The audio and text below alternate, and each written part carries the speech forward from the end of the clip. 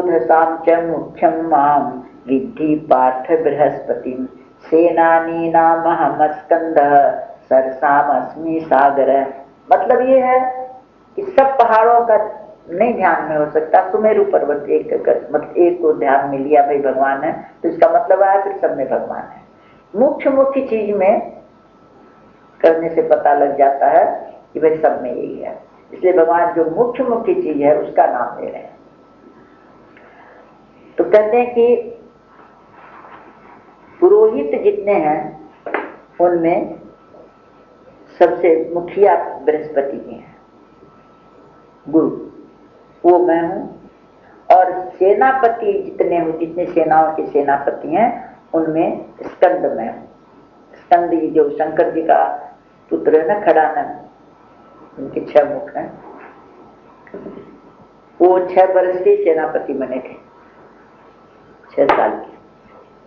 तारकासुर रामायण उसी के आधार पर। तारकासुर एक दैत्य हो गया था, उसने बड़ी तपस्या करी थी और सती जी का शरीर शांत हो गया था, यज्ञ में जल के शरीर छोड़ दिया था पिता के यज्ञ में।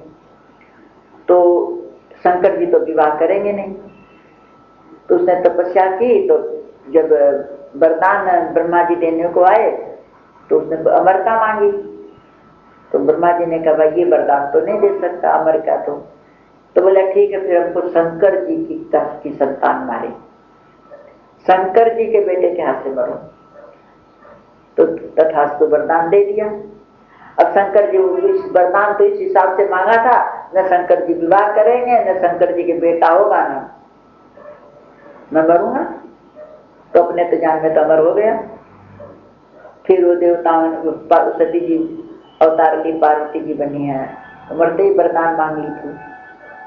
और फिर वो उनका विवाह हुआ है, फिर ये कार्तिकेय पैदा हुए हैं। तो ये पार्वती जी से नहीं हुए, ये पार्वती जी से नहीं हुए शंकर, ये कार्तिकेय। जो शंकर जी का तेज धारण करना किसी स्त्री के लिए वो कठिन काम है, हो नहीं सकता। और जब तक शंकर जी की संतान नहीं हो तब तक तारकासुर मर नहीं सकता। तो इनके जन्म की बड़ी विचित्र कथा है। देवताओं ने ये जो कबूतर है ना, ये अग्नि का प्रतीक है। तो देवताओं ने मिलकर सलाह की कि आखिर कैसे संतान कर इनके संतान हो, जब तक इनके संतान होगी नहीं तब तक तारकासुर मरेगा नहीं। और सब देवता दुखी हो रखे हैं। तो इन्होंने क्या किया कि अग्नि को तैयार किया, तो कबूतर का रूप धारण करके और भगवान के अंतःपुर में प्रवेश कर किया शंकर जी। तो शंकर जी ने अपना समय पर पहचान लिया, जब उस समय पहुंच गया तो शंकर जी तो पहचान लिया, उनसे छिपा नहीं कि अग्नि है। तो उनको क्रोध आ गया, व्यवधान पड़ा, उनको क्रोध आ गया।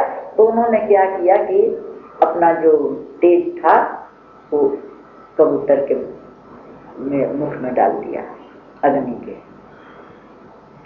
अब उस तेज को अग्नि भी नहीं सहन कर सके, उड़े, लेकिन वो उनके जैसे मुंह में से गया और वो सहन नहीं कर सके। अग्निदेव नहीं सहन कर सके, पार्वती जी कैसे सहन कर सकती थी, संभालना बहुत कठिन था। तो वो जा करके जल में डाल दिया अग्निदेव ने। तो जल में डाला तो वो एक बालक के रूप में हो गया, एक कमल के ऊपर। अब वो रोने लगा, भूख लगी। तो ये कीर्ति है 6 देवियां हैं। तो वो नारद जी की प्रेरणा उनको, वो 6 आकर के उस बच्चे को उठा लिया।